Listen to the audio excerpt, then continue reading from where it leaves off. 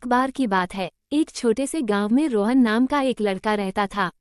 रोहन एक साधारण व्यक्ति था, लेकिन वह अपनी जिंदगी में बहुत कुछ हासिल करना चाहता था। वह अमीर बनना चाहता था, खुश रहना चाहता था और अपने सपनों को सच करना चाहता था। लेकिन उसके जीवन में कुछ खास बदलाव नहीं हो रहे थे और वह निराश था।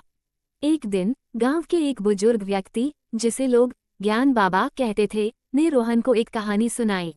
उन्होंने कहा, बेटा, तुम्हारी जिंदगी में वह सब कुछ हो सकता है जो तुम चाहते हो, लेकिन इसके लिए तुम्हें आकर्षण के नियम को समझना होगा। ज्ञान बाबा ने एक उदाहरण दिया।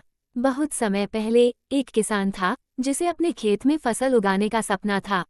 लेकिन वह हर समय सोचता था, मेरे खेत में कुछ नहीं होगा, बारिश नहीं आएगी, मिट्टी अच्छी नहीं है, और ऐसा ही होता था, उसके खेत में कुछ भी नहीं उगता था।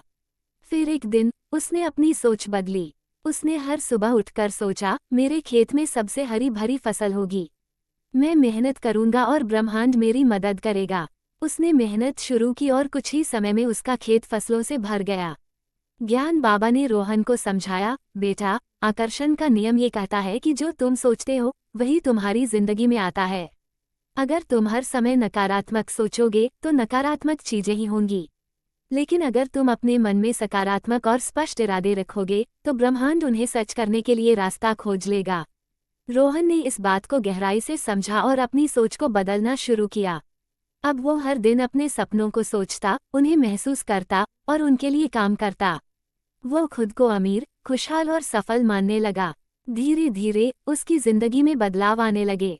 उसे बेहतर मौके मिलने लगे, सही लोग उसकी मदद करने लगे और आखिरकार वह अपने सपनों को पूरा कर सका। आकर्षण का नियम हमें सिखाता है कि हमारी सोच ही हमारी हकीकत बनाती है। जो हम अपने मन में रखते हैं वह हमारे जीवन में घटित होता है। इसलिए हमेशा सकारात्मक सोचें, बड़े सपने देखें और उन्हें सच मानें। आप वही बनते हैं जो आप सोचते हैं।